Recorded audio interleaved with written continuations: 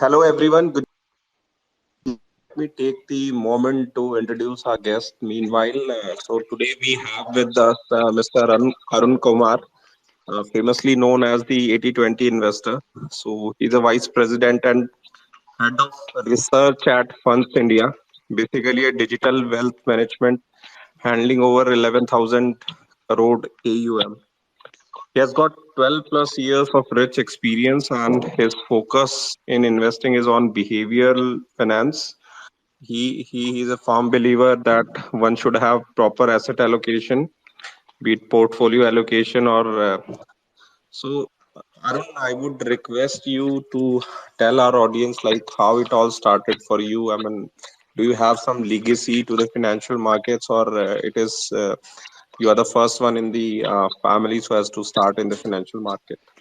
Yeah, hi, Prince. Thank you. First and foremost, thank you so much for inviting me. So I'm also very surprised that there's so many of you at 8 p.m. So, so yeah, thank you so much, and I hope I'm able to add some value. So, in terms of how I landed up, there are no legacy, at least in my family. Both my folks, my mom was both of them were government employees. My mom was in railways, and my dad was in RBI. But again, zero. I mean, nobody had any clue on the investment side. Very accidental.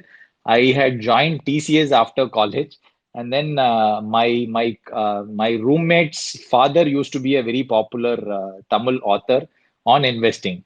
So this guy did a speech for us during our TCS days, and then I got super impressed by this whole stock market investing because the idea was you'll make a lot of money. At that point, I was naive that I didn't realize that making money obviously takes a long time. But at least the after listening to him, I thought like this is where I should be, and then I started reading his father's books.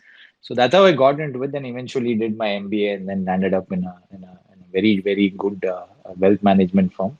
I was very lucky. Some fascinating colleagues. Got early access to a lot of good fund managers. So broadly, they've kind of shaped my framework. So yeah, so far so good. So that's how I landed up. Nothing big in terms of story of it's still a long way to go. So I'll probably cut it short here. Great, Arun, and I find like most of the people, their entry are accidental only. Only few people are lucky enough to have some legacy from their families.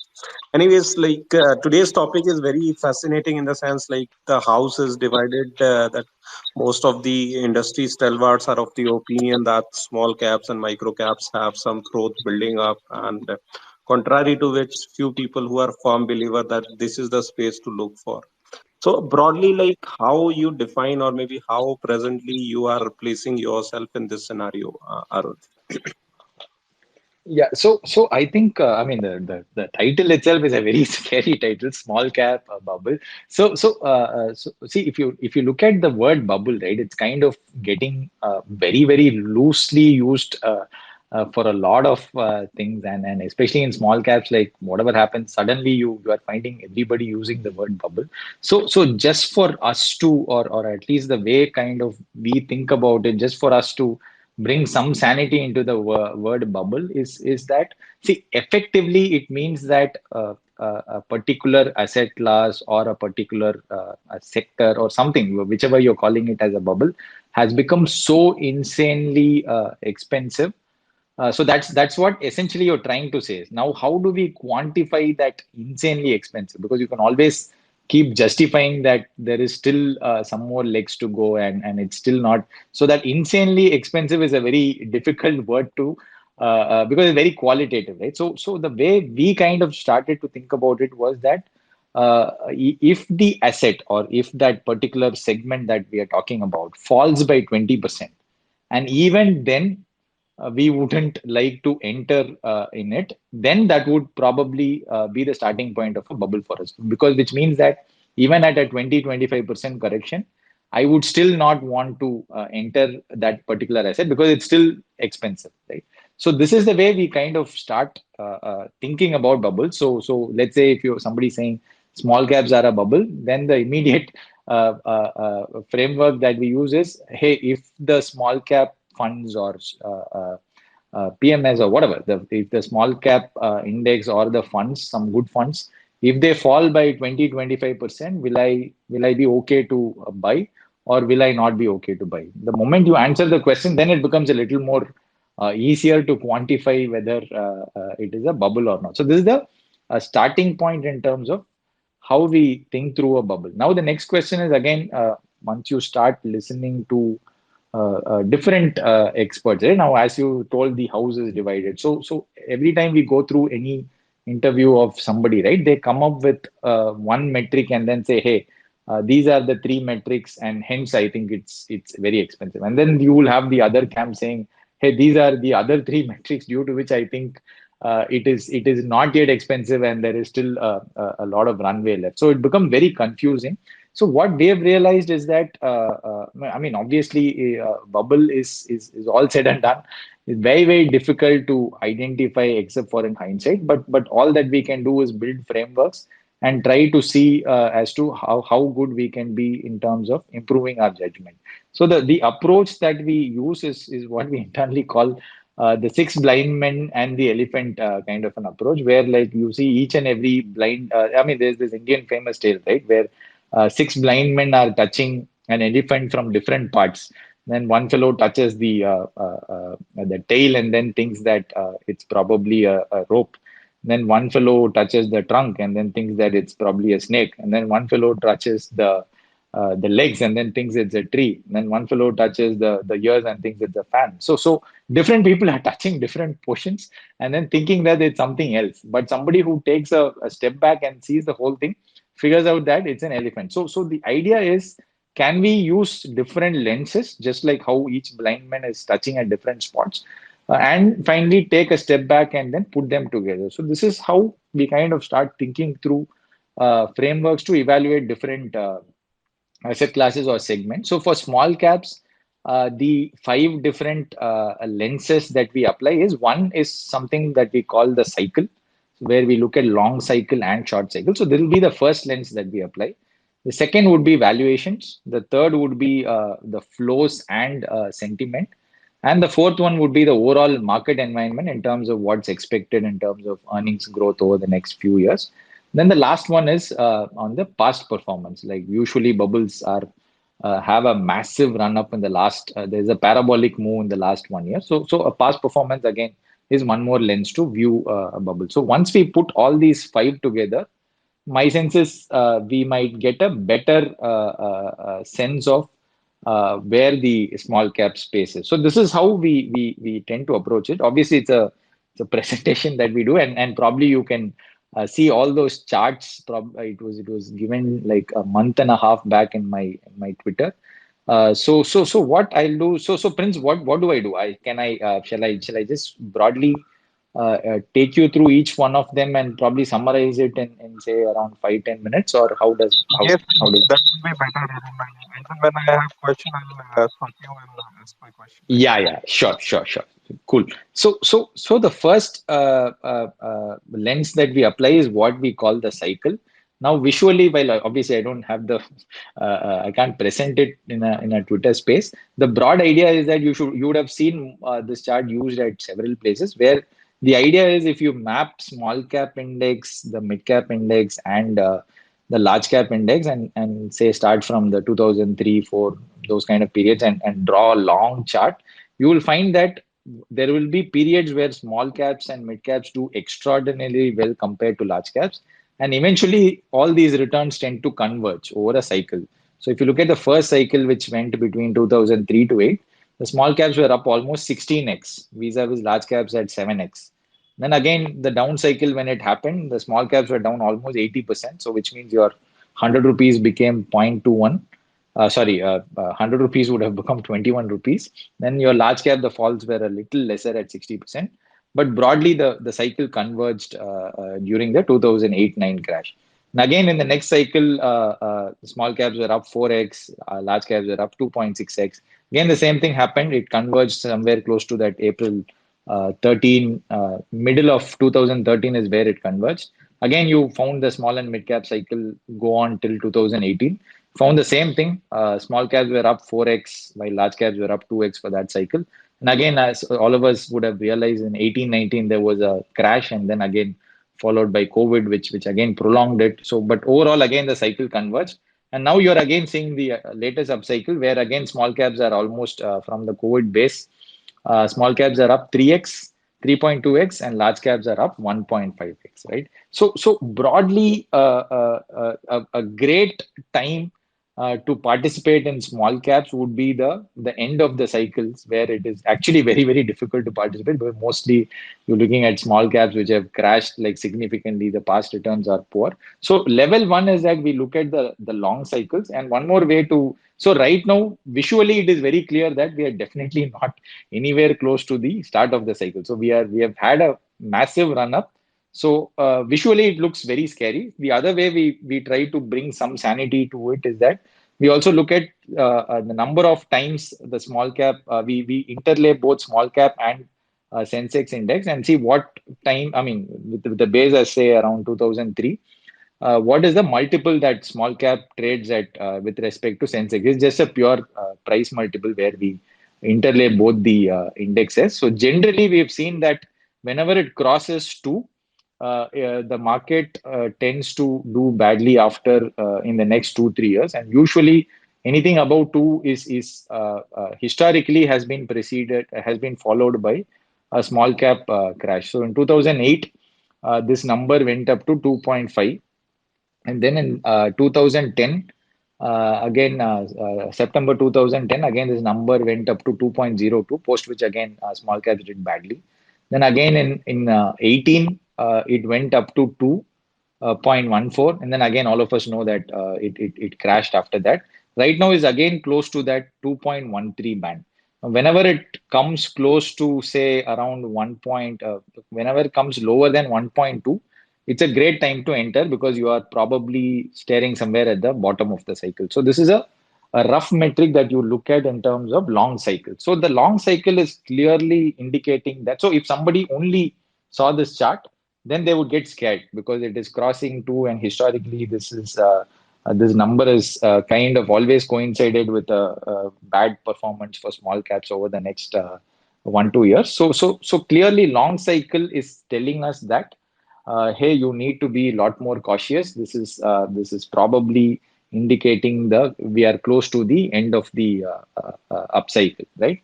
And then the other frame that we use is we use something called a short cycle. So where there in the first level we saw over long periods of time, we also see short cycles. That is, every time it falls, say more than 20 25%, how and then it starts to recover. How long does the recovery go? And usually, when we plotted this curve chart from April 06, we roughly saw that whenever there is a large fall, and then after that, it starts to the market, the small cap index starts to recover. Generally, the rally tends to last at least 1.5 to 2 years. And then the average returns that you got was somewhere close to 2 to 3x. So right now, if you take March 23, where roughly the fall was almost close to minus 27%. This I'm talking for Nifty Small Cap 100 Index. You can do it for 250 also. More or less, you get the same interpretation. But right now, we are probably at 1.4x vis-a-vis historical recoveries of 2 to 3x. And again, we are probably 7 8 months into this recovery vis-a-vis historical recovery time of close to 1.5 to 2 years. So the short cycle lens is telling us that hey, while obviously it is moving on the higher side, going by past history, there is still some more legs to go. Maybe there is another whatever 6 months to 1 year. I mean, obviously, see, these are history, right? And these are ultimately human behavior drives these markets. So there is no certainty that it has to repeat. For all that we know, it can crack today or it can crack even after 2 years. So nobody knows that. So, but this short cycle lens, if somebody is only looking at it, then it shows that it is still not time to worry. There is still some more legs left, and some more upside left is what this short cycle lens is saying. So this is how the first lens applies. So long cycle is warning us, is giving a red alert, while short cycles is saying that hey, there's nothing to worry right now. Don't get out early. There is still there's still some more legs to go. Now again, valuations, if you look at it, one of the metric that we use is the market share of small cap stocks as a percentage of the overall market cap. So if you put together the all the stocks below the, I mean, if top 100 is the large cap, the 100 to 150, 100 to 250 would be mid caps. Anything beyond that is the small cap. Generally, we have seen that the number usually revolves around 10 to 15% of the overall end cap. So when it comes close to 10, it becomes very attractive. Anything less than 10 it becomes a no-brainer to enter small caps.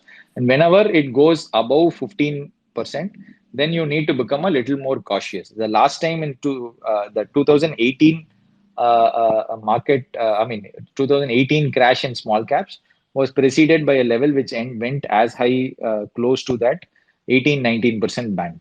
So right now we are somewhere close to 16.6, so roughly around 17%, which is definitely on the higher side. So purely if you go by this metric, and again, you sometimes you may argue that, hey, what if the profit share was also improved?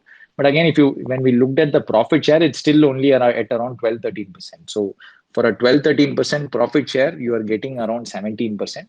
And if you map both mid and small caps put together, that's almost close to 35%, while large caps have become 65% of the market cap share, while large caps almost contribute close to 75% of profit share. So which means if you purely go by this index, then it clearly shows large caps there's a lot more value compared to small caps and mid caps. So this is again this lens is showing that, hey, small caps have entered that cautious territory. So you need to be very, very careful on small caps. Again, if you apply the same metric on, say, price to book, price to equity, forward price to equity, forward price to book, most of these metrics for the small cap index are above their historical average. And in fact, they're above the one standard deviation on the higher side. So which means, again, valuation lens is showing that even if you look at price to equity and price to book, they're showing that it's definitely on the expensive side compared to history. And again, when we compare it with respect to large caps, so the other one is relative. What if large caps are also expensive? So again, there you see that usually small caps tend to trade at a discount, but right now on a price to equity basis, they are trading at a large premium, almost 15% to 25%, depending on whichever index that you're choosing. We have taken all indexes, small BSE small cap, BSE 250, Nifty small cap, Nifty 100, Nifty, almost everywhere, the premium of small cap PE ratio is almost close to 15 to 25% on average. And again, price to book is slightly on the lower side. It's still at a discount, but at least on a price to equity basis, it's on the higher side. So overall, if you purely take the valuation lens, again, this is giving us a red signal. So let's just recollect. The cycle was saying long cycle was negative, while short cycle was saying that there is still some more legs to go, and the valuations are giving us a negative signal. So two lenses are done. The third lens that we use is a flow and sentiment. So essentially, we look at when a lot of, say, it's a contra indicator where if more flows are coming in and everybody is getting positive, you become a little worried. And if everybody is getting worried and the flows are very, very weak, and the segment has seen a lot of outflows, then you become positive. But unfortunately, again, there's been a significant inflow in this category, especially starting from March. So if you look at generally the range at which the inflows that mutual fund small cap schemes were getting was somewhere close to that 1,500 crores to 2,000 crores was the band. And in fact, it was much lesser than that if you go back to periods before 2021, obviously, because small and mid caps had done extremely bad at that point in time. But right now, we are looking at anywhere. In fact, the recent October's flows were somewhere close to 4,500 crores. So roughly from levels of 1,500 crores to 2,000 crores that you were getting between, say, 2021 to 22. Right now, it's almost doubled. So you are seeing every month the flows are hitting that 4,000 crores to 5,000 crore number. So which means when large amount of inflows are getting into small cap funds, now as small cap funds, you don't have a choice but to deploy it. So which means obviously most of the stocks tend to run up because there's a large amount of money chasing a few set of stocks. Again, if you look at the small cap split, the small cap stocks with very low free float, they have run up far more than small cap stock which have higher free float. Again, this is showing that the inflows are having an impact on stocks. The other way to look at it is what percentage of small cap category AUM are contributed by the monthly inflows. It was roughly in the 1 to 1.5% range. Now it's almost gone close to 2.5% range. So which means every month, small cap, if let's say entire small cap mutual fund was considered to be one fund, you're almost getting 2.5% every month. So which means roughly 4 months you are getting 10% of your portfolio as inflow. So you are forced to deploy 10% of your portfolio every 4 months now. So that's how sharp. And I have not included PMS, I have not included AAF. So that also my sense is this trend would probably be reflecting there. And the other way to look at it is that we look at Google Trends for small cap fund or small cap, and then we are seeing that it's at their all-time highs. Then again, one more metric that we use is we look at the Nifty 100 trading volume as a percentage of Nifty 500. When it is above 80, then it's super, people are super scared and mostly they are sticking to Nifty 100. When it comes below 50, then it means that people are super aggressive and they think large cap. I mean, there's no worry about risks, right? So this again, this metric is also at a very very low number, which is currently below 50%. And again, if you look at some small cap funds, Nippon, Tata, they have closed lump sum investments. There's a PMS called Solidarity Investment Manager who have returned the money. And again, Kotak Institutional Securities, they have stopped the small cap recommendation. So we're seeing some, and again, some lot of fund managers are raising concerns. But at the same time, you also have other fund managers like Samit Vartak, Deepak Shenoy, Porin Juan, and who are also positive, right? So again, you're getting mixed signals. And especially if you, and the other way to look at sentiments is on the IPO front, where at least on the SME IPO, it's going crazy. It clearly looks like a crazy bubble building out there. So overall, put everything together, again, sentiments and flows are also showing a signal that it's slightly on the negative side, because most of it, if you take a contrarian view, everybody is getting insanely positive on this space. So purely on a contra basis, this is also a negative view. So out of three lenses we have covered, and the fourth lens is the market environment, where essentially if you go by past cycles, whenever the earning cycle is strong for the next 2 3 years and your economic growth is expected to be strong, small and mid caps tend to do well. So going by that lens, our view is that the earnings growth remains strong. We are probably in the mid of the cycle where your overall profit share as a percentage of GDP has gone from say 2% to roughly around 4.5. And usually by the end of the cycle, it goes almost to 7 8% types. And the private capex has just about started. The banking and financial, the credit growth has started, and most of corporates are de-leveraged. There's the manufacturing theme which is picking up. So you have a lot of drivers for the earnings growth. And if you look at broad expectations for large cap index, it's at 16% for the next 2 years, while small cap and mid caps is upwards of 20 to 25%. So again, you can argue that in an earnings growth environment where the earnings growth number is much higher for small caps and mid caps. In this environment, obviously, small caps will trade at a premium, and it is justified. So, if you purely take the market environment lens, it again supports the short cycle lens that there's still some more runway left, and because the earnings growth is higher, definitely the small and mid caps deserve to trade at higher premium. So that's what this particular lens shows. The last lens we apply is the past performance lens, where we look at the past performance. Usually, all these crashes of small caps were preceded by insanely high returns. So the last 1 year returns generally, I mean, historically, there's been a lot of studies done on bubbles. The last 1 year returns are crazy. They're close to 100% types.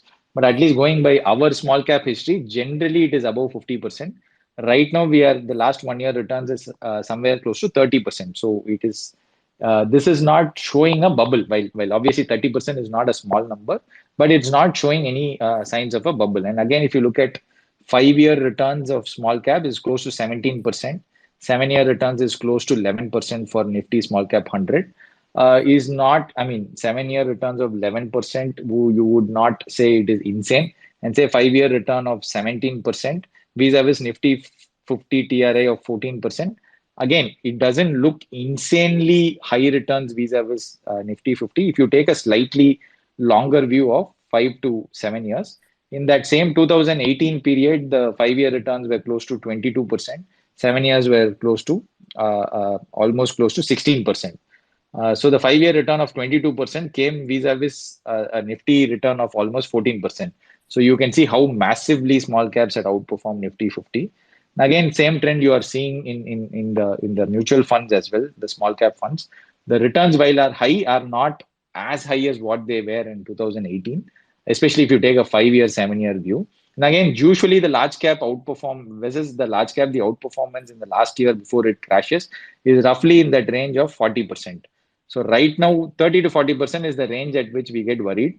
Right now, the outperformance for the current year is only at around 21%. Now, while it's not a small number, but historically, the crashes have been preceded by massive relative outperformance of small caps versus large cap, and the range is around 30 to 40%.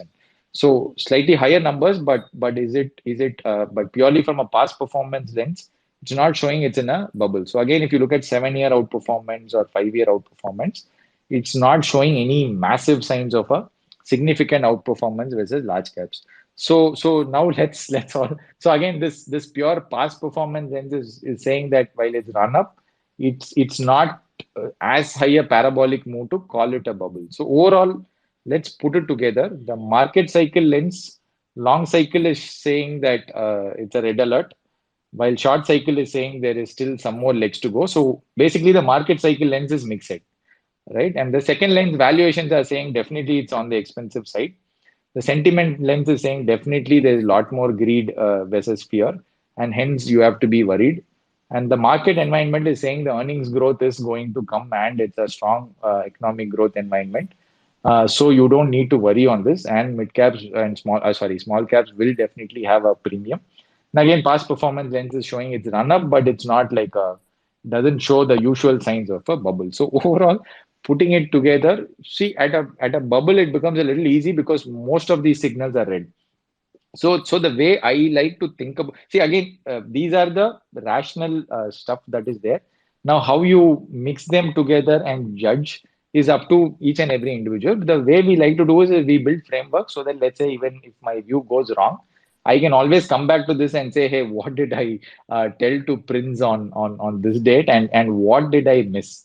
And the good part about building such frameworks is that every time you get a new data point, you can always plug it into one of these lens. And if there's a complete new lens that you want to apply, you can also bring that in. So that, and these are frameworks that we keep running every month so that we kind of see how things are moving. And one other element that we also keep track is what we also do is we get the daily inflows for mutual funds, and you can obviously adjust it for the market movement. So you'll get the exact inflow coming into. So we've just taken the top 10 small cap funds and track their daily because otherwise you'll have to wait till the month end. So we track the daily inflows because as long as the inflows are there, the small cap rally will get supported. And if the inflows are weakening, probably you'll get the earliest indication there. Obviously, you'll get it at the price level also. But this is also one more thing that you can track. This is something that we track just to see if there is any weakening happening or any structural weakening happening on those lines. So overall, put it together, my sense is that it's definitely not a time where somebody can go insanely overweight on small caps. And the other second thing is that while is it a bubble? Of course, I think it's not a bubble because the all the five indicators would have to go berserk for that. But are we at a time where we can comfortably go and take a very large exposure? I don't think so. So my sense is at least don't go overboard on small caps. At least cap it to 20% or less. Now again, should it be 5%, 10%, 15%? Would depend on different individuals' risk perspective, how long you have a time frame, when did you enter, and all that. Now I don't know all that. So at least my sense is if you are like somebody who's completely say 80% small caps, or you saw the rally and you want to be 50% small caps, my sense is this is not the time to be. So my sense is you can control your risk purely through an allocation angle.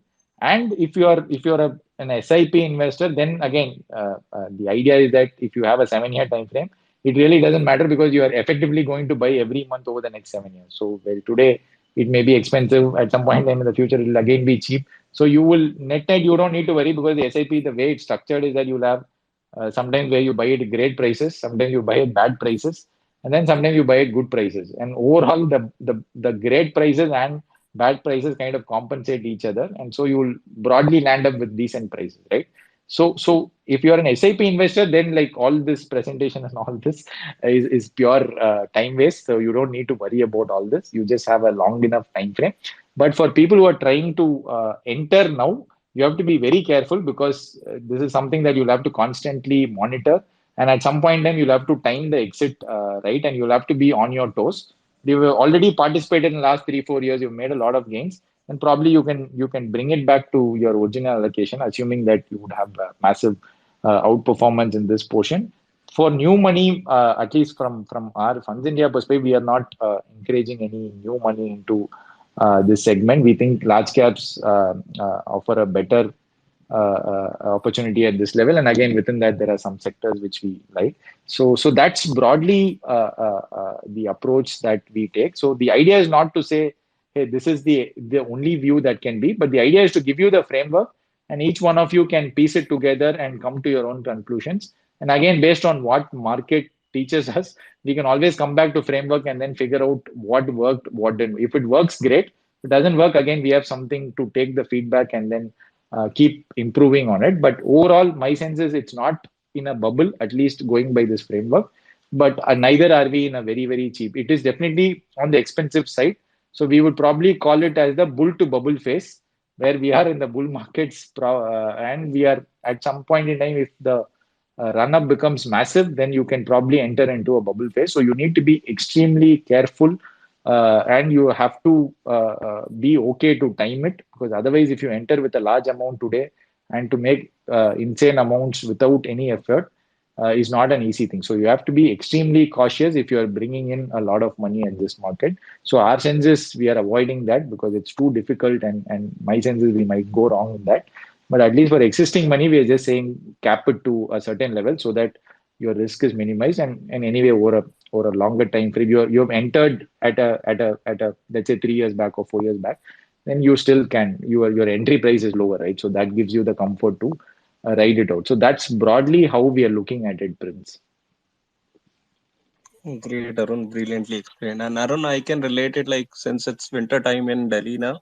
So basically, what's happening is you need a quilt, and on parallelly you are running a fan. So likewise, Right, these lens right, are pointing in a similar way, right, right? right, right.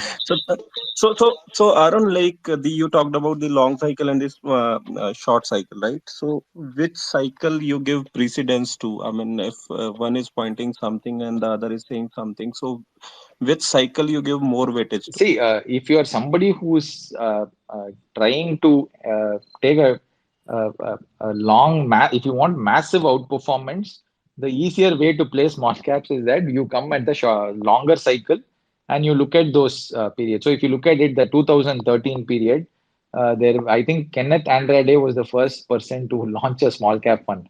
I remember seeing that presentation for the first time, and I was like, who would invest in small caps, right?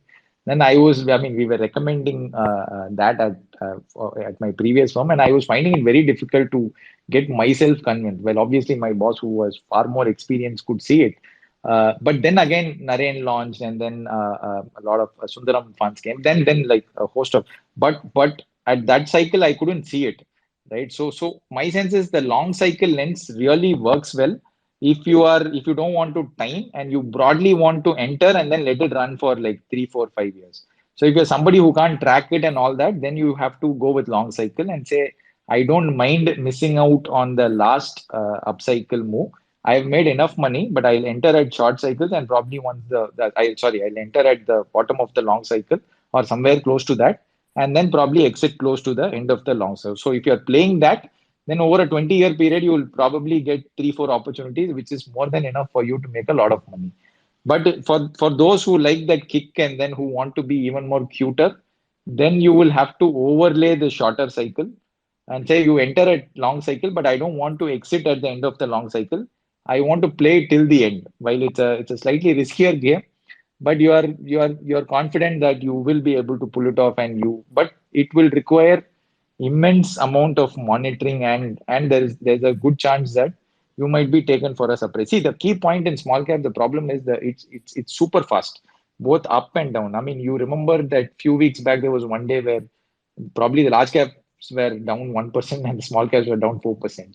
So you can see the speed at which it falls. So by the time we realize the same free float, which is the low free float, which benefits during the upside, can also hit you on the downside once the flows weaken. And everybody is trying to, go ahead of the other, because let's say the flows start to weaken. It's not that it'll be a secret, right? Everybody will get to know. So there will be panic also on the other side. Now, you don't exactly know when these happen. So shorter cycles are much harder to play. So I would preferably suggest long cycles for most of us. But if you like the kick and you are good at technicals, and you want to time that last bit as well, then maybe shorter cycles also you can give some weightage. Right. And Arun, on the valuation front, how had been I mean, in the past, you obviously discussed about it, but how had been the experience on valuation front? Having said that, there were times when valuation go haywire, right? So there is no, I mean, the optimism can last for a longer period than we assume. So how we should be placing ourselves as far as the lens of valuation is Yeah, concerned? see, valuation historically, if you look at it, there's been a lot of global studies done on valuations for using as timing indicators. And the truth is that it's a really bad indicator for timing. So, which means if valuations are high, for all that we know, for at least 1, 2 years or 3 years, it can still continue to remain high. So, valuations in isolation should not be used as a timing indicator. So, if you say valuations are high, and hence I exit, for all that it might continue to go on insane. I mean, to much higher valuation. Say, let's say the quality stocks, right? They were expensive even in 17. A lot of fund managers were calling for value quality as a bubble. Then again, it was expensive. Then again, 19, it again shot up. So nobody knows when it turns. But again, then after 20, the value cycle came up. So, and everybody was calling for value cycle in US, but it took almost 10 years. So these cycles sometimes are very difficult. So broadly, what we have seen is that share of small caps and percentage of overall market cap has been a usually very good entry point indicator. So whenever it comes close to 10, right? In 2013, it was around 8 to 6. And then again in 2020, it came to 10. So every time you try to enter there and then probably stay on till you enter anything above 15, still make a lot of money. But anything above 15, right? You need to be a little more cautious. Well, last time it went almost close to 18, 19 times. I mean, 18, 19%. Right now we are still 17%. So we don't know. Maybe for all that we know, this time it might go up to 21 or 22. I mean, I don't know, right? So the idea is that do not use valuation. So it is like saying that, say, if I have to go from, say, Chennai to Pondicherry, and I can be drunk, I can go really fast, and yet, so while I've taken extreme risk, I can still end up landing up in Bangalore or Pondicherry comfortably, right? So the idea is that then you shouldn't say that, hey, Arun landed comfortably, but despite him taking risk. So the way to think about risk is very high speed. So you can't exactly tell when the accident will happen and whether the accident for sure will happen. But you know that if I do it, let's say 10 times or 20 times, then most likely I'll land up with an accident. But can you exactly tell the timing? Because for the timing, the problem is that I can drive, but I need someone else also to come in between. So let's say there's a buffalo crossing the road, and because I'm already drunk and overspeeding, I'm not able to deviate. So the basic idea is that at a higher valuation, and once all these things become uncomfortable or red signals are there, you still need an external negative trigger. Now, we don't know when that comes. It might come next month. It might come after, say, 1 year. So nobody knows when it will come. So let's say the 2008 crisis. Everybody says it exactly happened in Jan 2008. Now, for all that we know, the same thing could have probably happened in Jan 2009 as well, because you don't know when the trigger comes. So you have to think about it like we are overspeeding. So if some buffalo comes in between, which is the external trigger, the ability for us to maneuver becomes lower. And hence, if so, the external triggers can't be timed. So which means from now on, once the all these indicators become negative, you are saying I don't want to time it because I just want to go slow and then I'm okay. But for all that, the fast driving friend might still end up without an accident for some more time. But the more the time prolongs, the risk only increases. So this is the way I kind of start thinking through this. So valuations, don't use it as a timing indicator. It's just that you are driving at high speeds, and if something externally hits you, you can't divert easily, and most likely you'll end up with an accident. But you don't know whether something externally will hit you and when it will hit you. Fair point, Arun. So we got a few speakers, so I request our speakers to limit their question to one, and if there is small follow-up, they can go ahead with that. So we start with Sam, and then Jinendra and Ravi Bhai and all. Yes, Sam, you can unmute and quickly ask your question, please. First of all, thank you, Arun, bhai, for putting out your different lenses for overall regarding valuation and all other things. So, in last 6 to 7 months, there has been a good growth rate or good run up in overall small cap space, and based on the number of folios data, small cap is at all time high with the number of folios data 1 crore 53 lakh number of folios after ELSS. So my question is, if you are doing a bottom-up research and buying good company, great companies at a kind of reasonable valuation, then overall small cap space or small cap index is getting overvalued. Because of that, should we avoid investing in such opportunities, See, again, these are or we broadly at a neglect all those things and invest?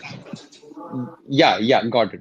Sure. Thank you so much. So, see, whatever the analysis that we are doing is at a broader level. So, obviously, when we are trying to pick funds, I mean, fundamentally, you can think about us as very lazy investors. We want to do very little work and make a lot of money. So, ideally, we are just trying to figure out a good place in the cycle. We just want to figure out where we are in the cycle and try to enter early in the cycle and then give our money to good fund managers, so let them do all the hard work of figuring out which stocks and all that. And mostly we've seen that when the cycle is in your favor, all small cap funds do extraordinarily well. But if you're a individual stock picker, for all that you know, in all markets, you always have a lot of opportunities.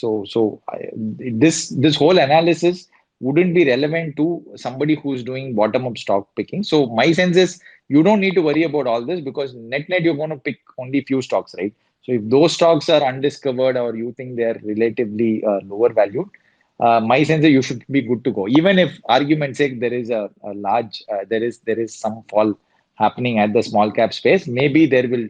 I mean, it's very difficult to for one particular stock not to have an impact if the market is falling down. But again, if you have bought it at a reasonable price and you're confident on it, in any way you will obviously take a 3 to 5 year view, right? So my sense is if you're a bottom up stock picker, then don't worry too much on what I said. You can completely ignore.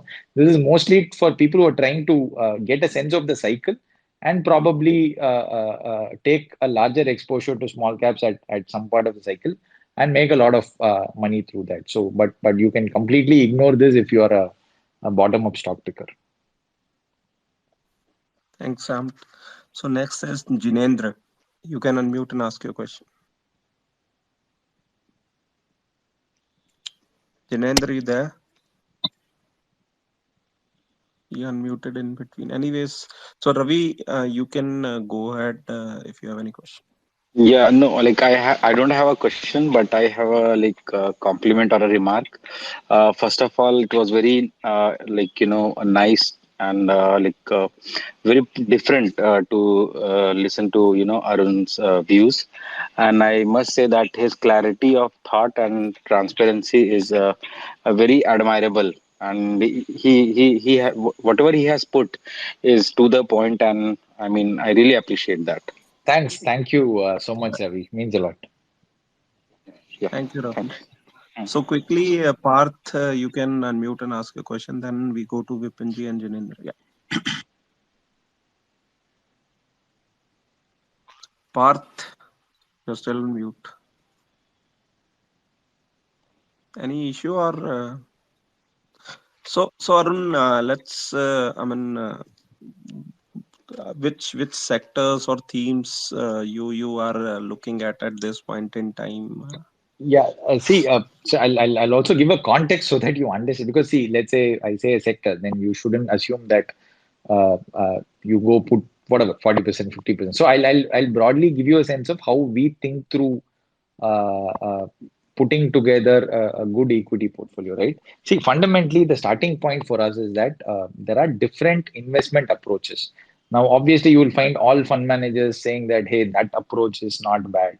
And in different parts of the cycle, there'll be some fund manager criticizing the others, and this is a cycle that follows. But historically, if you really look at it, in every cycle, you will find one set of funds doing extraordinarily well.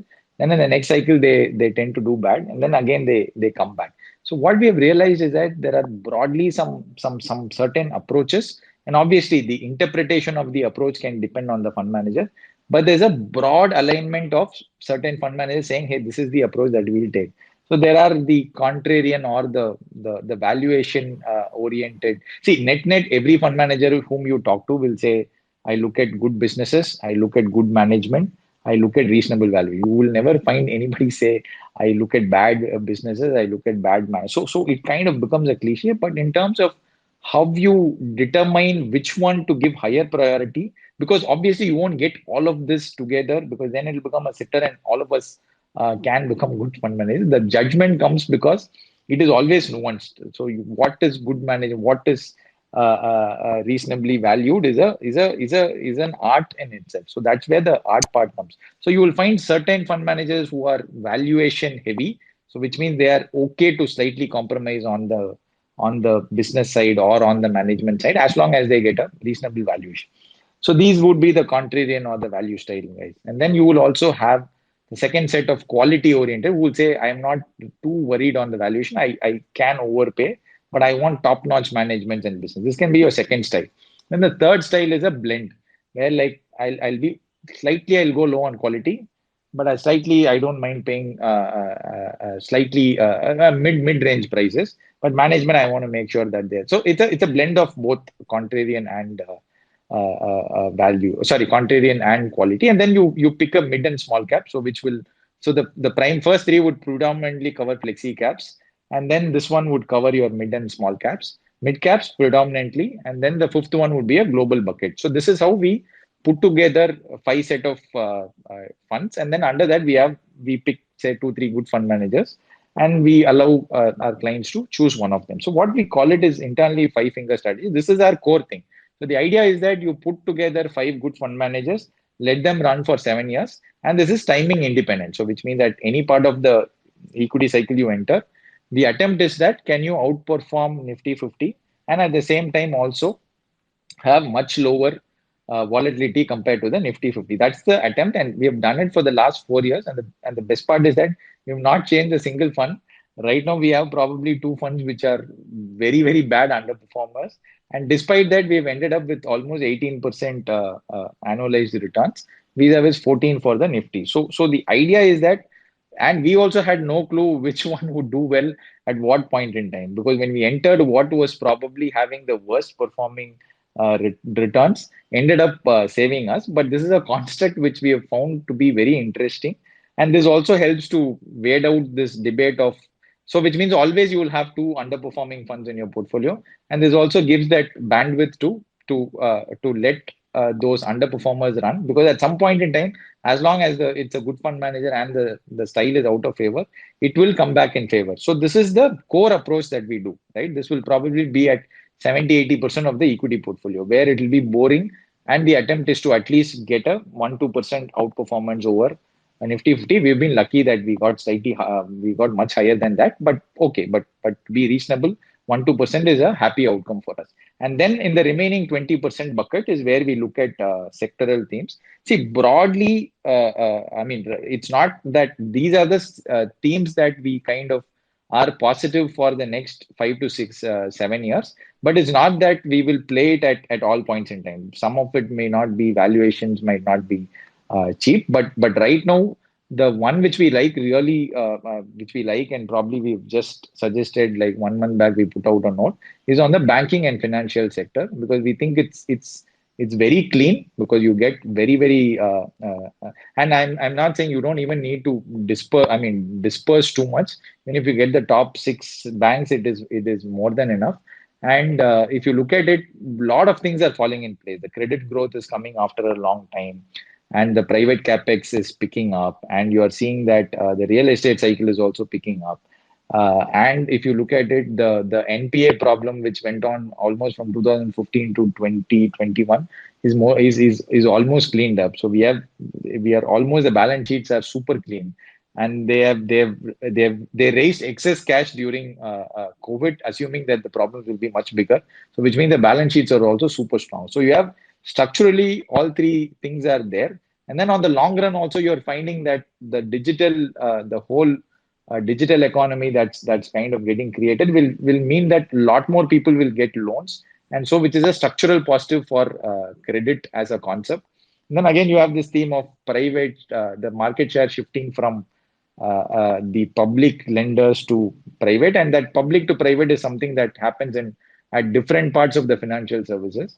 Then again, you're also This space was downloaded via spacesdown.com. Visit to download your spaces today. finding that you can see the mutual fund numbers, that whole shift from physical to financial is also slowly happening. So broadly, if you put together as a theme, and the best part is that you are also getting it at reasonable valuations. You are getting it at cheaper valuations than historical averages, both on a price to equity, price to book. And individually, if you look at certain bank stocks, they're almost available at 2008 kind of a valuation. So my sense is that seems to be a very good theme, and it's also coming after a 4-year underperformance versus Nifty 50. There's an interesting slide by DSP Mutual Fund in their latest banking presentation that every time it underperforms on a 4-year basis by this higher margin, usually it is followed by a sharp recovery. So putting it all together, we are extremely positive on banking and financial space. You can either do your own stock picks, or there are enough funds if you are lazy and you can outsource it to a lot of funds. But other themes that we like are not at this current juncture, but this is something that we think is a structural theme, but we might have to time it at some point in time because we are not getting the valuation comfort. One is manufacturing as a theme. The second one, so we call it FMCG. So basically, F stands for financials, M is manufacturing, C is both consumption and Capex, which is technically the infra theme. And then the last one is global outsourcing as well. So basically, which means as the cost of, as work from home becomes more and more prevalent, work from India will also become prevalent. A lot of companies might want to outsource their whatever, their accountants, their auditors, their it's not just IT services, but my sense is a lot of work consultants, a lot of work might come to India, and there's a lot of offices or back offices which might get set up in India as a structural thing. Now, obviously, the other four we are not playing it because it's not still a clean. We don't have a clean option, and the valuations are not very comfortable. But banking and financial is something where we are reasonably positive. So, Arun, you spoke about the private capex thing. So, there were some concerns that the government is spending well, but as far as private capex is concerned, so there is some. I mean, it is not up to that level which it should be for India to be the all the narratives, or you can say the story which is building up.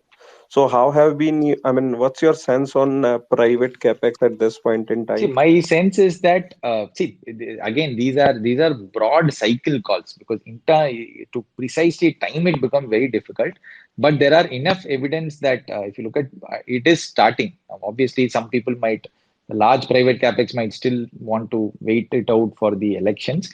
But my broad sense is that instead of taking a very short, let's say 6 months, 1 year view, if you're broadly taking a 2-3 year view, my sense is I mean, there are very clear signs that it is starting.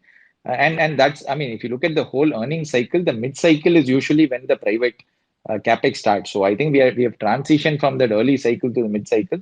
So private capex starting is a very necessary thing, and there are enough evidence which that it is going to happen. While the pace might be here or there, But at least I think 1 2 years out, my sense is this engine would have also started to kick. While the timing part, I'm really not too sure, which is why we have not yet played it as a theme. But my broad sense is this will play out over the next 2 3 years.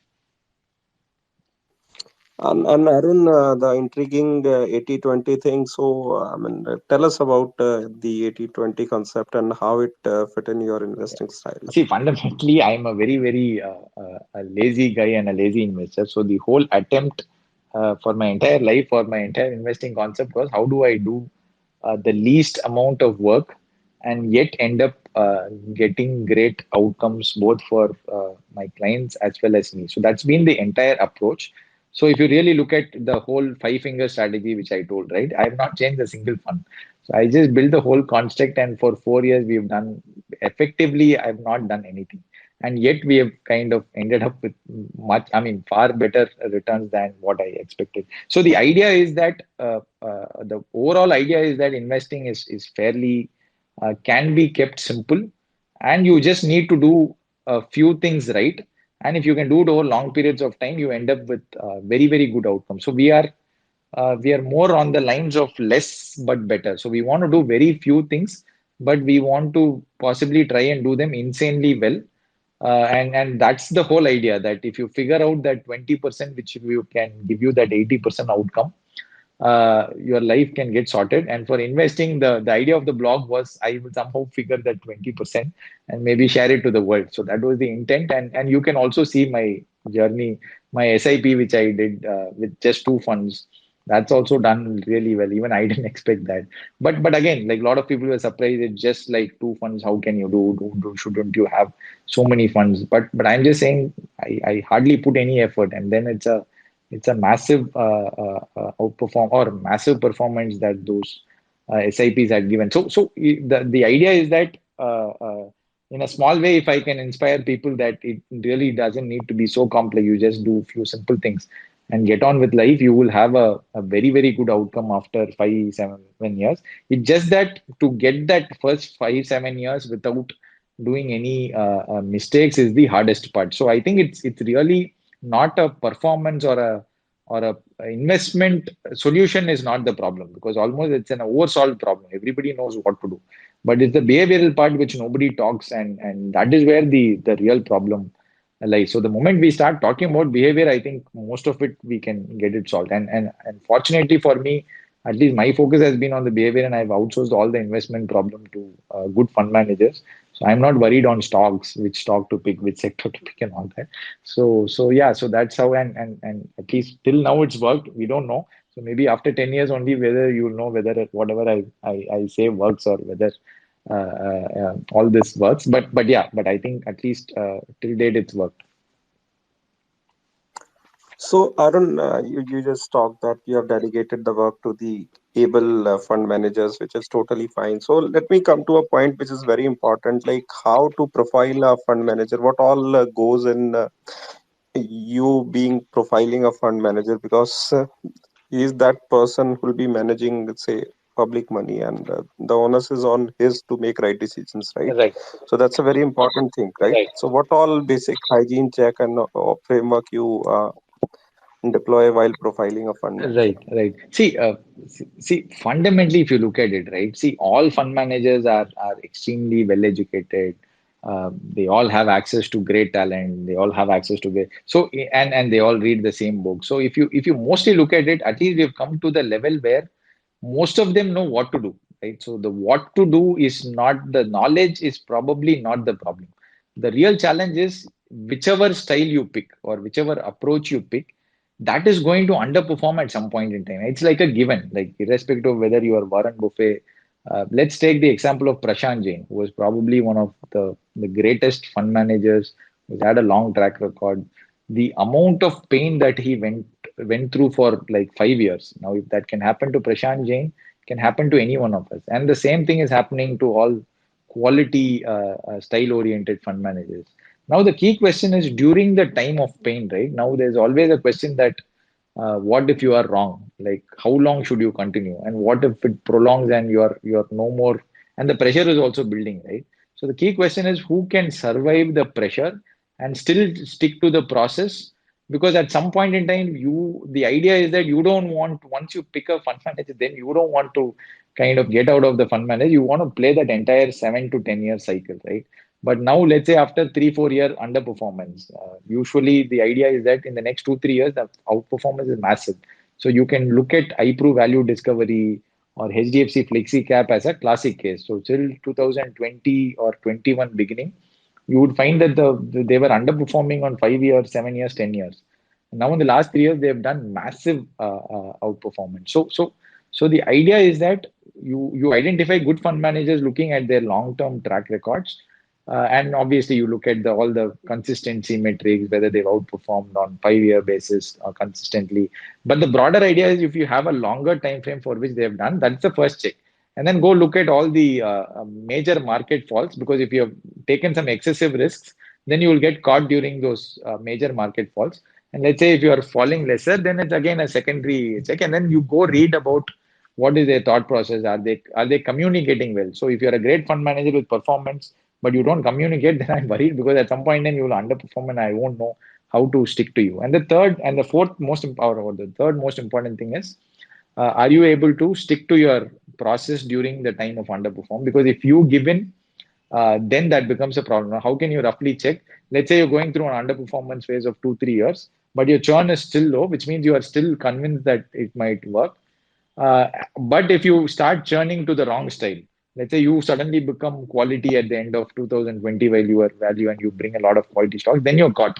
Because now the quality is underperforming, you have no clue and you neither have the conviction of the quality style guy. So my sense is knowledge is given, but who can survive the pressure of the industry and who will be able to, how they handle the underperformance phase is what finally differentiates a great fund manager from a normal fund manager. So I think that's something which I give very high weightage to, because at the end I don't want to keep changing fund manager. I just want to pick few good guys, put them together and let it run for 7 years. So, Arun, would it be a fair assumption if we say, like, if we stick to process, so most of the behavior biases we can take care of? Yes, because this classic idea of just putting together 5 or 6 different styles together, right? Is primarily came from a behavioral thing, because I was like, how in the world will I be able to handle underperformance? Because if the fund manager is under pressure, I will also be under pressure. So I need something else, just like the Indian cricket team, right? Like it's not that in every match Virat Kohli can perform. There will be times where he doesn't perform, and you hope that some other person compensates. Sometimes, like some years, you bad that everybody gives up. Say the finals is a classic case, but the assumption is that more often than not, in more, let's say one match is a year, somebody or the other will rescue, and that we have run it for 4 years. We saw that every year the performance came from one completely different bucket altogether. So we ourselves had no clue, and the way to approach it is that, see, the future is uncertain. The way the future can play out over the next 3 years is there can probably be 100 different scenarios that can play out. In probably the first 10 scenarios, my first two funds can do well. In probably the second 20th to 40th scenario, maybe another two can do well. So the idea is that if you're betting on only the past performing funds, mostly you are aligned to the past 3 year scenario, right? So if that same environment repeats, then great for you. Then your past performance continues. But if the environment changes, like what happened after COVID, then you will be caught for a surprise. So all I want to do is that I have no idea what environment, what scenario will happen over the next 3 years. Let's say, argument's sake, there's a huge recession, something happens, again, growth becomes scarce. Then again, everybody will jump on to quality. Or let's say US interest rates come down. Then for all that, the quality stocks can again. So I don't have a clue on what is the environment that will happen. But my sense is, irrespective of the environment, I need some funds which can participate in that. And if I blend together a few good styles which are managed by good fund managers, then I am sorted. So this is how I think through building portfolios. Right, Arun. So, Vipinji, you can ask your question next. Hi, Arun. I'm Vipin. So my question to you is, you are talking about churning. So what mistake an investor should avoid while churning his portfolio? Would you please elaborate on Yeah, this? so primarily I come from a fund manager angle, that you are picking funds or PMS or AF. So one of the big mistakes that happens is that the moment any fund underperforms over 3 years, I've seen people completely exit the fund and then move into something else which is doing well. Now, obviously, it's the most easiest decision to do. So what we do is we publish a report called Wealth Conversations. It's available in our FundsIndia blog, and I also mostly push it in my Twitter feed. So there are two slides where what we did was we looked at the past 3 year performance and then checked what was the ranking in the next 3 years. So we looked at the top 30 funds of the last 3 years and what was the future returns. What was the future ranking? And same thing for the current 3 year funds, that let's say the number 30, 1 to 30 funds, the performance is already done, right? Because otherwise they wouldn't be the number 10. The key point is, if you had to pick the number one fund, you had to go back 3 years back. So you would have looked at the 3 year performance 3 years back. So this is a small nuance. But once you go there, mostly you find the ranking is somewhere around 120, 130 types. So no way you would have picked the number one fund, because then you would be like, if there are another 130 funds which are doing better than this, why in the world would I want to pick it? So the key challenge for any investor who's trying to pick fund managers is that all fund managers underperform.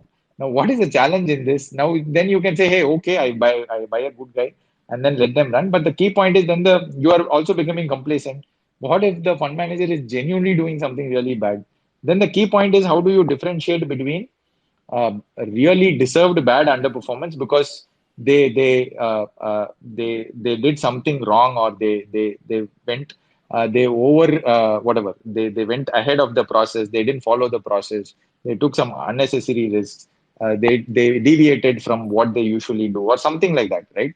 Vis-a-vis a genuine, the fund manager is sticking to his process, this is his style, this is what he's continued, but right now it's going through a bad time because the environment is not favoring. So this differentiating part is the hardest one. Now, unfortunately, is there a simple trick to do it? It's very hard. So, which is why the proxy should be like, you pick you pick different styles, and then within that, try to see fund managers who lasted for 15, 20 years.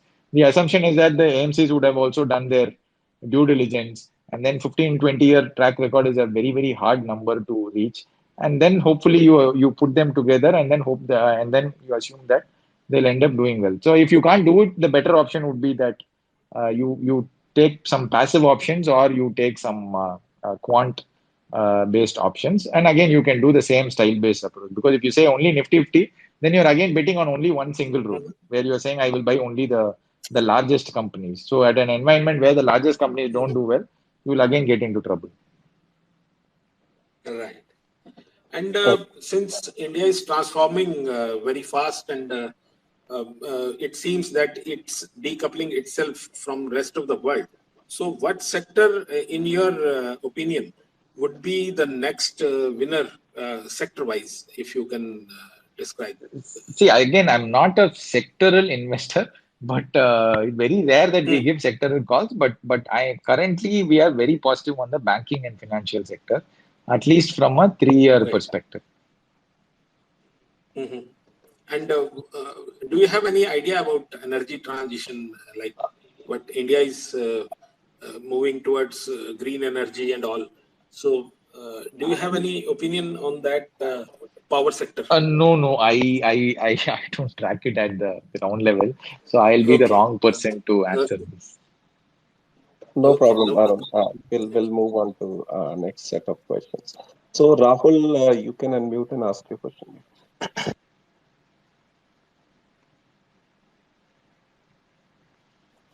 Rahul, am I audible to you? You're still on mute. Yeah, I'm here. I'm here. Yeah, please go ahead. Sorry. Sorry. Did you ask me a question, Prince? I may have missed it. So Rahul, I mean, any questions or input to the ongoing discussion? I mean, you send the request. Yeah. So, I saw this title is "Small Cap or Bubble," and this discussion that is happening on mutual funds. So, if you want, I can share my thoughts on this, Prince. Yeah, you can quickly keep your thoughts, Rahul. Then we have another speakers who will be keen to ask questions to Arun. Yeah. Yeah, sure. Okay. So I'll just, I heard Arun and I thought those were all brilliant points that he made. And what I wanted to say is that, you know, I think there should not be any doubt in any investor's mind that what has happened in the last few years is unlikely to repeat. Or rather, let me put it the other way, the chance of it repeating is low. Uh, Small caps have really run up. They are priced to perfection, meaning if small cap companies continue to grow at 25-30% and deliver the profitability that is expected of them, you are buying them at valuations which already factors in that growth.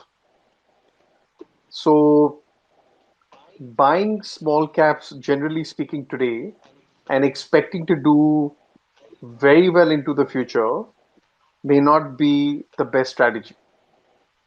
On the other hand, and I think Arun, you alluded to it, on the other hand, there's segments of the market which are completely ignored, where the valuations are languishing at 10-year-old, numbers, and they are completely counter-cyclical right now. Or in the sense, not counter-cyclical. Sorry, I take that back. What I mean is they're completely out of favor right now. Even the mutual funds are not getting money in those funds which invest in those stocks. And as a smart investor, this is how you should allocate. If you are a mutual fund investor, you don't really need to chase the funds which are getting all the money.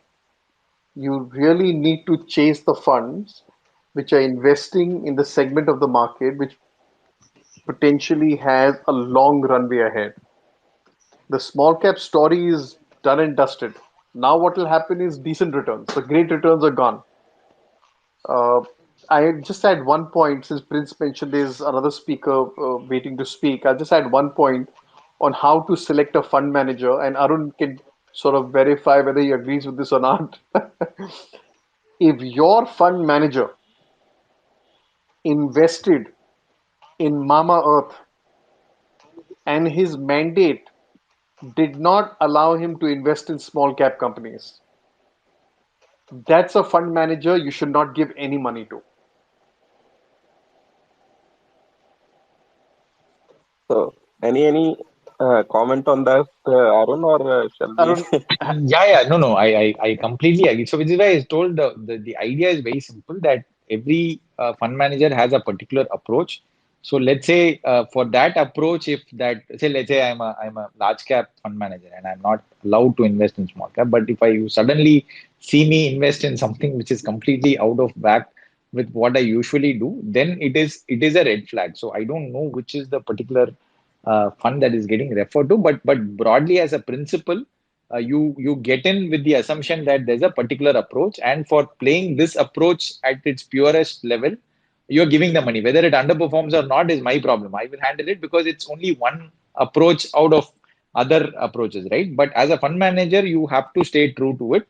And so the idea is I will stick to you, but you stick to your process irrespective of whatever happens. So as if there is a deviation there, then obviously it has to raise a red flag. So, but I'm not sure on this particular fund. But again, the approach is fairly in line with what I'm thinking. yeah, that's a valid point, Arun. Incidentally, there were some large cap funds which invested in Mama Okay, Earth. okay, It's an enigma. right, It's an enigma, but they did. right. Yeah, Anyways, yeah. back to you So guys. Thank thank you. you, Back to thanks, Thanks, you. thanks, thanks, Rahul. Rahul. So, so Kaushik is next in line. Kaushik, you can unmute and ask your question, and then we go to Parth and Dinesh ji. Yeah. Hi Arun, happy Diwali and happy New Year. It's been a long Hey, time. hi, Kaushik. Arun, my Very nice. hi, Super hi, hi. nice to see you here. Happy Diwali. I am happy to listen to you, by the way. Thank you, thank you. uh, yes. Arun, my basic question is that if you remember, we are speaking about this since at least 3 years now. From that time, you were very categorically telling that you choose your funds on a basis on the historical numbers that you have it, and also you take a bet on the forward with some kind of an intuition that they will be doing, because they are having an history of a more than like 15-20 years. Right. And also you release your report with around, it will be around 60-70 pages, which is like I think a treasure hunt for any person to read on. There you have basically have a chart which tells that an history of around 50 years, if I'm not wrong, with all the dips and what's the reason behind it. So when something like that comes into existence in tomorrow, Right. what will be your strategy? Right, right. Thanks a lot, Kaushik. So that data is for 43 years. So Sensex since 1979. So what that basically does is goes back and sees every year there is a fall that happens. There's not a single year where the Sensex only went up. There's always been a fall. So the first level conclusion is that falls are a given. And next is what was the degree of falls? The degree of falls was 10 to 20% happens every year, while the last few years has been like very low on volatility. By volatility, I mean the temporary declines because nobody is really worried if the market goes up. So 10 to 20% happens almost every year. So there is only 3 years where the fall was less than 10%. So one was I think 1980. I forgot the number, 1985 or something like that. And then post that, it was 2014, 17. And most likely this year, we might end up becoming the fourth year where the volatility was the lowest in the history of 43 years. So let's see, we have still another 1 more month to go. But yeah, most likely looks like we will end up as one of the least volatile years. But again, once every 10 years, there's also a very large fall of, say, 30 to 60% that happens. So the key challenge for us was that at 10 to 20% fall, it's a given. So there's no point reacting to a 10% fall, 15% fall, 20% fall. So again, now the question is, how do we handle if the fall goes more than that, right? So what we do is that we say that historically, if you go by markets, every time there is a fall, eventually markets have recovered because at its fundamental core, the earnings growth of companies have gone up. So till there comes a time where you're taking a bet that earnings growth, or at least Indian entrepreneurs won't be able to grow their earnings over the next 10 years, 20 years, which I think at least for the next foreseeable 10, 20 years, I'm not willing to take a bet against Indian entrepreneurs. So fundamentally, our logic was, so whenever there is a market fall, historically, whenever I look at 2008, it feels like we should have bought. 2020, we should have bought. So every time there's a fall of more than 20%, if you look at valuations at that point in time might look expensive because again the earnings get depressed. So it become very confusing for most of us.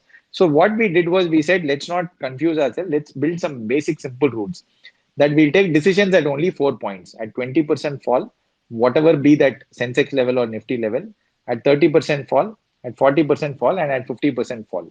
So for this, what we do is most clients have a debt allocation. It might be 20%, 30%, 40%, depending on the asset allocation. So within the debt allocation, we pre-demarcate a portion. So let's say you demarcate close to 30% of your portfolio for this, right? For this opportunity. Then out of that, we move 20% at a 20% fall into equities. Because we don't know, right? We can move the entire thing, but what if it falls again? Then it comes to 30, we move another 30. At 40%, we move another 40%. And the last 10%, we moved at 50% level. And post that, if it goes further, it's okay. We are fine with that. But again, eventually, once it recovers, you find that you get a massive outperformance. And most importantly, more than the outperformance, behaviorally, it gives you something to handle the fall, because otherwise you are always on the defensive and you are like, I should have not put my money here. So then a lot of negative thoughts come. But once you are acting, it gives you a feeling of control. And we have tried it out during the COVID and it's worked brilliantly because it gives you that feeling of control. So this is a broad approach that we apply. And then you might ask, what in cases where if the markets have become extremely expensive, that at 20% level, you might still think it is expensive. In those rare cases, maybe we'll skip the 20% level. But the broad idea is that every fall is an opportunity. But when you are in the middle of one, it always looks like a very dangerous thing to do. But in hindsight, it always looks like an opportunity. So we just wanted to build some rules around it so that uh, we are able to do the right behavior during those market falls. So 10 to 20%, we don't do anything. It's a given. It happens every year. But if it goes above 20%, we will execute our crisis plan. So broadly, what we call is, for every client, we have a number called ABC number. So A will stand for asset allocation. So which will say, let's say I'm A is 70. So which means I'll be roughly 70% equity most of the times.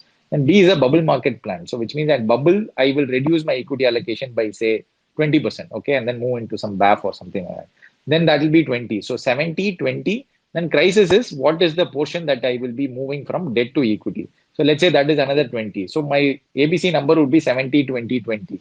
So every client will be able to know exactly what their plan is through a simple 6-digit number. So all of you can have a different number. Somebody might have 60, 10, and then 30. Somebody else might have 50, 10, and say 20. But the whole idea is that you have pre-thought about all the things that can go wrong, and you are able to execute. I mean, like obviously it is not easy to do in that crisis, but instead of not planning and going ahead, if you have a plan, at least the chances of you doing the right thing is far, far higher. So this is a simple thumb rule that we use to handle market falls. And this has also led to a lot of clients having a very comfortable experience, because every time there's a 10-15% fall, there's no more panic.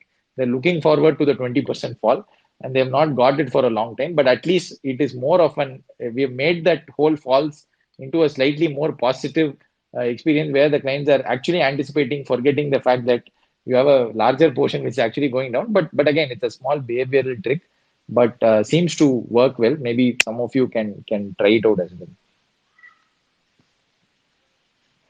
It's been a great strategy. I think from past 3 years, whenever we have spoken, we are actually speaking on the same topic. My major question comes on here, Arun. Do you support SIP? Because SIP comes in a different interval. For example, every month it comes out. So every month you are getting the client's money and you are allocating your same money to the same fund. So it doesn't happen sometimes to you that you are allocating the money to 10 or like 4 to 5 different mutual funds, and every single mutual fund we look at it have at least around 40, 50 stocks. It doesn't look like we are buying the entire market. So how do you tackle this event? So And sometimes you might also feel like the money which is coming today, the fund NAV is also very expensive. So what do you do at this juncture? see again, I mean, as I told, the 5 funds that we blend, right? The overlap is very, very low. So you will find that there's no 2 funds which have an overlap of say more than 20%. Most of them have hardly any overlap, right? So in that sense, all those the SIP money will get distributed into completely different set of stocks. So that's the first level of diversification. See, again, broadly, the way to think about SIP is that the SIP as a strategy basically says, hey, I am not very intelligent to figure out when the markets or certain stocks are expensive or cheap. Because if I figure that out, then I will put all my money when the markets are super cheap, and I will take out all my money when the markets are super expensive. Now, because this is very difficult to do, and even like the best of the best people have not been able to time the markets, the simple idea is that I will just align it with your salary cycle. So every month, while you will buy it. So let's say, but the key crux is that you have to do it over long periods. Why? Because when we studied over 10-year, 15-year period, we were just wondering, why does this simple strategy work? So what happens is that you keep buying every month. So obviously in 10 years, there will be periods where in hindsight you might think, why in the world did I buy during this particular 1 year? Because the markets were expensive. But again, you will see that after that year, you would have got a major fall, which made the markets insanely cheap. So you will again get 1 year where you bought it really cheap. And most of the other times, the market is neither too expensive nor too cheap. So overall, what happens? Those bad buys, right? Those certain months that you bought where the prices were really bad, gets compensated by the month. So as you told, 100% there will be some months where you will buy at insanely high valuations, which obviously you know in hindsight. So that is by design, it is designed like that. But the point is that you will also get it at lower valuations or lower prices at some point in time, and that will compensate for that. So the remaining portion where mostly markets are neither too expensive nor too cheap is how you get that overall. And overall, as long as the earnings growth are going up over long periods of time. So the key crux is that if you are an SIP investor, you invest at higher levels, and let's say the market falls and then you stop, then the whole concept does not work. So even if you hold it for 7 years, 10 years, but if you don't invest during that 1 year period where, let's say, the market falls, or 2 year period where it falls, then the whole thing might go for a toss. The entire 8 years can't compensate for that. So I think what you're saying is correct, but that problem is by design. The only way to do a flip over that is maybe build some model where which will say it is becoming expensive, it's becoming cheap, and then try to increase or decrease your equity. We have tried something like that, but the key point is that if you use valuation as a timing model, valuation is a very long model. It doesn't time it in the shorter intervals. So net you end up giving clients a bad experience because they will start comparing you to SIP at the long time, and then they will say, "Hey, I would have put it in SIP. That would have worked much better." And the day SIP doesn't do well, when the valuation model does well, mostly your markets are doing really bad. So then you say, "Hey, right now anyway it is doing bad. Why should I give it to you?" So we have realized that while you might try to do some SIP, you might overlay some valuation model over it. Behaviorally, it's very, very difficult. So, which is why most people who tried it, including us, we have found that behaviorally it's not a great tool. So, it's like a great diet plan, but unfortunately, people are not able to follow it. So, which is why I think SIP is far more doable and works supremely well. It might not be the best, but I think behaviorally for 99% of us, it works well. And at least I mean, for me, my money goes through SIP most of the times. I'm most not like it's a compulsory thing that goes. Beyond that, whatever I get through bonus is my lump sum that goes. A last question by me, Arun. What do you think about someone who is investing? If some today, if you acquire a client, how long is the client getting sticking on to us? Like, you do you have any history on this side? See, what we've realized is once the any client crosses the 5 years, right? Mostly then everybody becomes very sticky because then they've got the good experience. But the initial 2 to 3 years is very difficult, especially if let's say the first 2 years have the markets are weak or it doesn't move or there is a sharp crash. So my sense is historically both here as well as my earlier places, I realized because once they see that 5 year returns, right, 5 to 7 years, then clients kind of slightly get okay with it. And once you put in some basic frameworks of how to handle a decline. So the key thing that I've realized is that you have to preempt and tell people before it happens. Now, there's no point during a fall saying that you have to build a plan. Now you have to invest. You have to tell them right now, what do you do if there is a 20% fall starting today? What should you do? So I've realized that most of the problems that happen is because there is no plan before that, and most of us are reactive. So the idea that kind of will give most clients or most of us a good experience is that we just have to have a written plan of what we will do. And the second plan that you should have is whenever you get the money, how should you invest? Because there's always a fear that let's say you get 10 lakhs today. Should you put entirely into, say, 10 lakhs was supposed to go into equity? Should you go entirely lump sum or should you go ST, or should you go stagger or should you wait? Stagger means 3 months or 6 months. How do you decide on it? How will you decide the split? So for this, again, we have a framework which we built based on something called the value meter that we built. So valuations are higher means we'll stagger more. Valuation are lower means we will do more of lump sum. So like this, you can build simple framework. So like that, what we essentially do is for each and every problem, we figure out a rule-based solution and create it. Then obviously, if required, we can obviously slightly override it based on the if there is some nuance required. But broadly, we've seen building rules has given us and our clients a very, very good experience. And 5 to 7 years is generally a time post which generally most clients become sticky.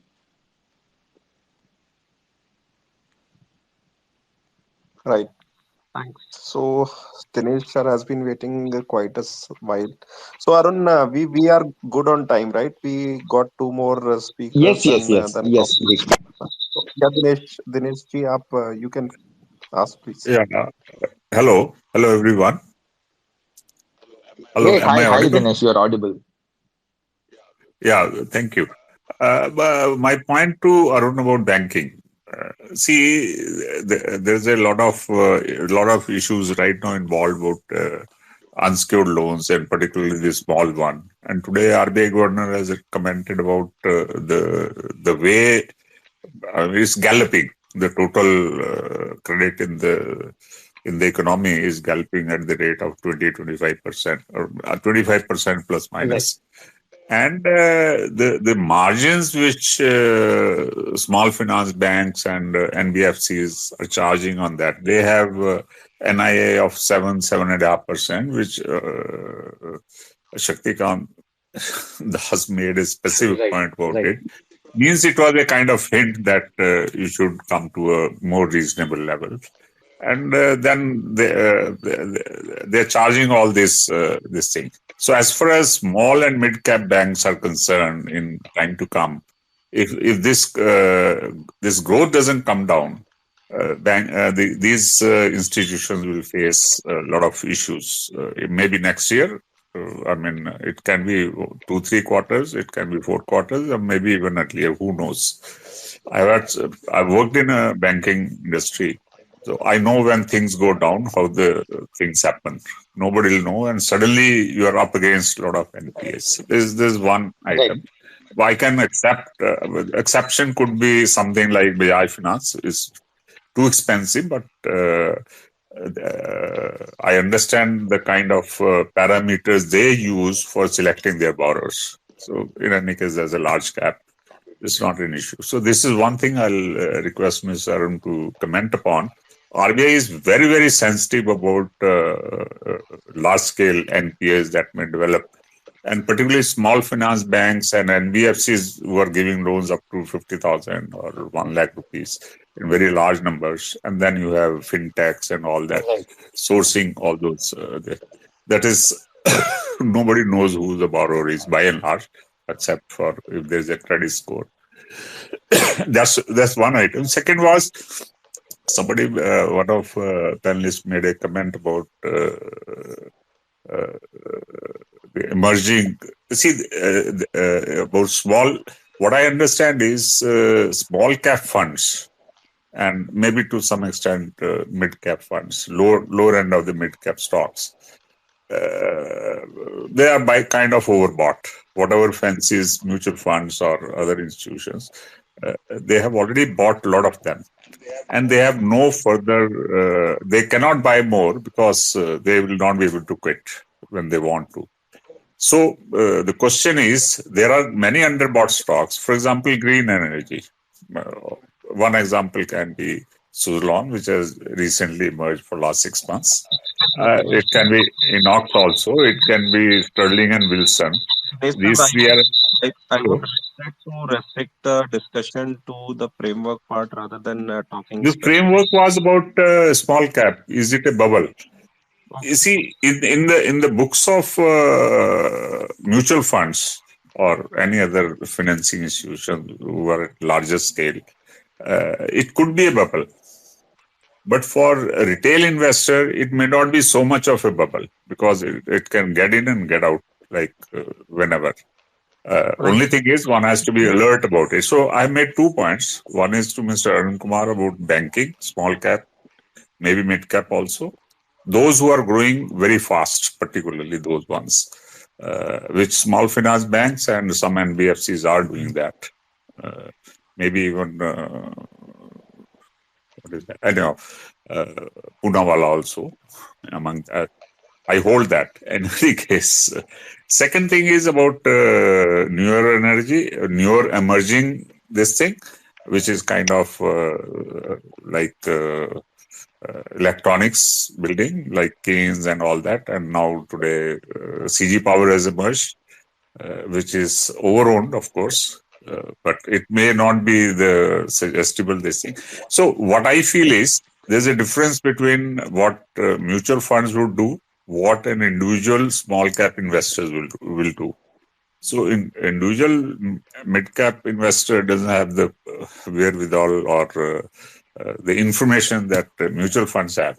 This discussion is more around mutual funds, so that is why the topic that is small cap a bubble. But my focus question is only on today and the kind of step RBI took about increasing the capital adequacy for banks lending to NBFCs and NBFCs lending to the individual the clean loans, credit cards and all that. Thank you.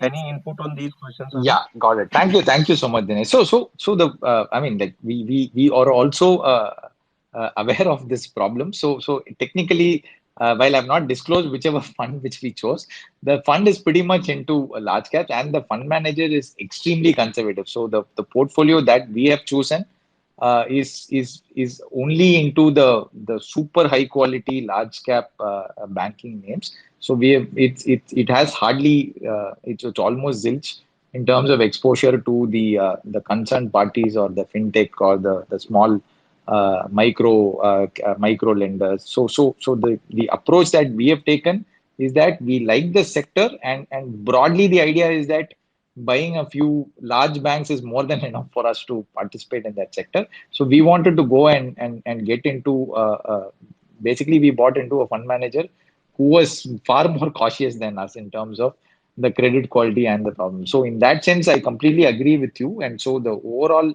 alignment remains that with your view, we also concur, and that's why we've chosen a fund which is very very high on high quality large cap banking names, and it doesn't have any of the smaller names that you had mentioned. And on the second point, obviously, I don't track small cap stocks. So as I told earlier, this whole framework is only for somebody who is giving their money to small cap space through or taking a diversified exposure to small cap names through either a PMS fund manager or a mutual fund manager. But if you're somebody who's picking your own stock, then again you yourself are a fund manager.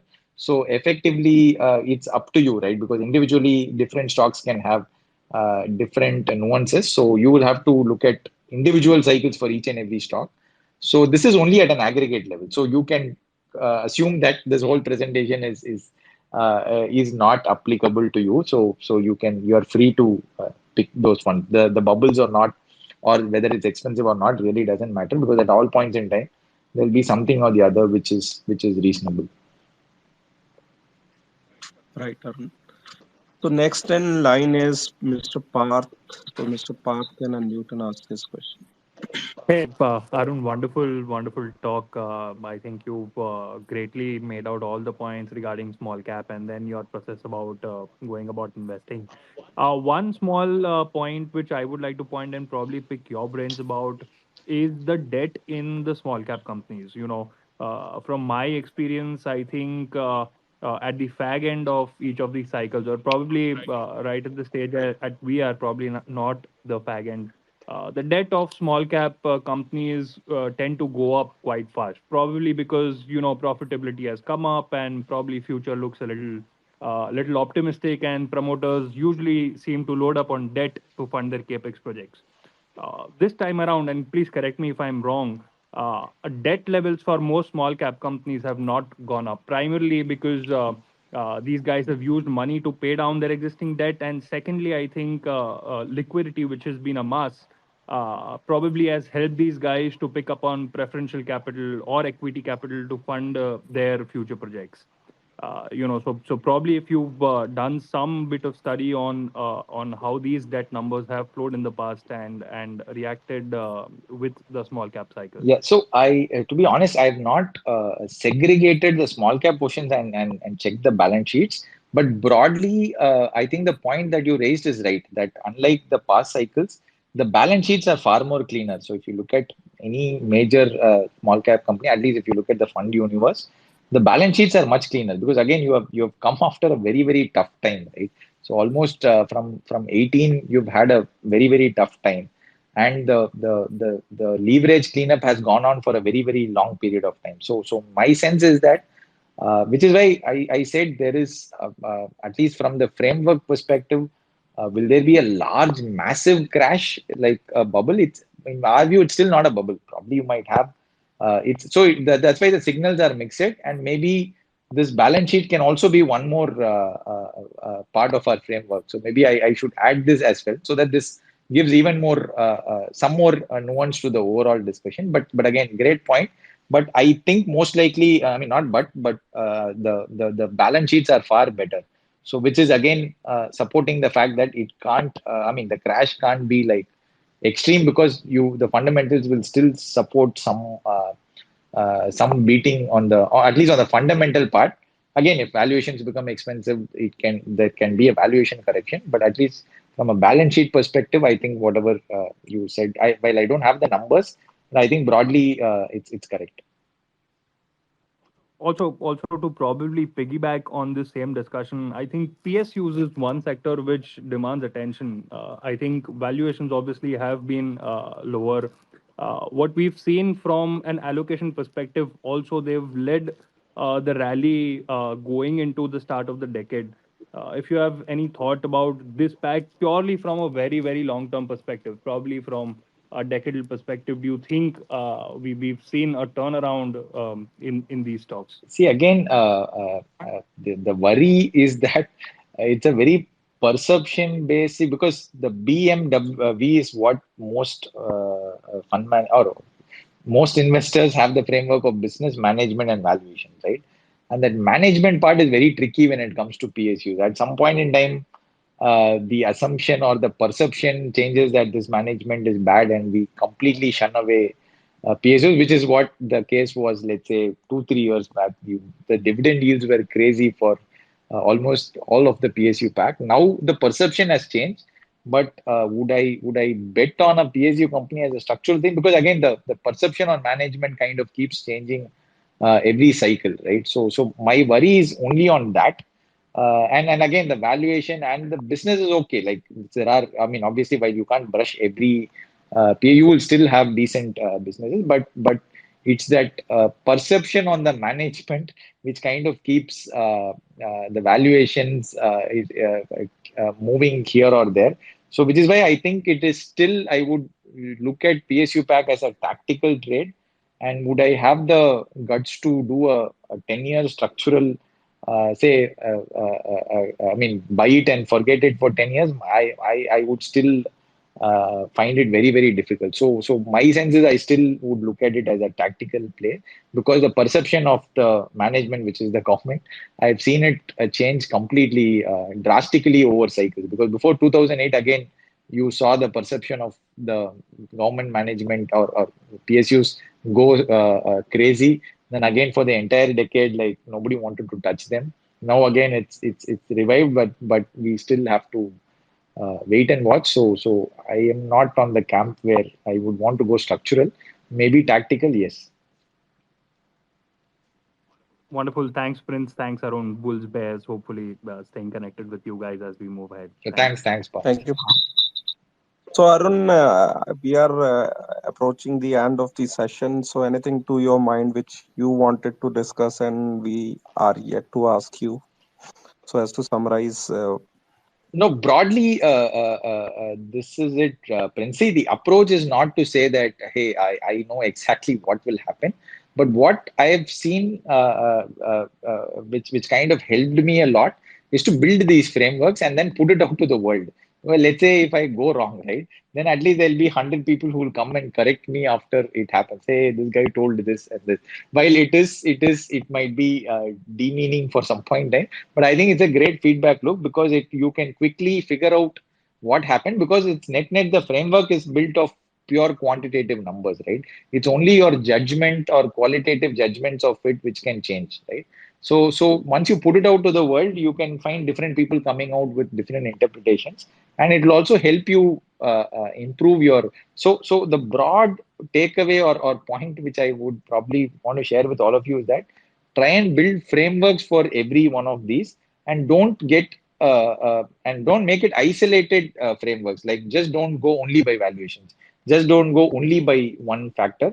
Try and listen to different people with different opinions. So what I usually do is I listen to all people who are very positive on small caps at the current juncture, and also people who are extremely negative on small caps. So you get both sides of the view, and then you build the quant data which supports the data points that they've told, and then put it into a framework, and then keep improving on it. So maybe 2 years down the line, this framework would have completely evolved into a different thing, and test it out with the reality. Don't get too bogged by the fact that my framework said this and 100% it has to happen. So I think that's a good way, because my sense is every decade you will get two opportunities to make massive money in small caps. And if you can build a decent framework on small caps, so which means over a 20-year cycle, all of us will get at least 3 to 4 times where we can make massive money in small caps, and which should be more than enough for a lot of us. So I think building a framework for every one of your decision is a great a tool which has helped me. And I think and you can also refer to our Funds India blog or my personal blog, where most often than not we would have shared our framework for different things, for how to deploy your lump sum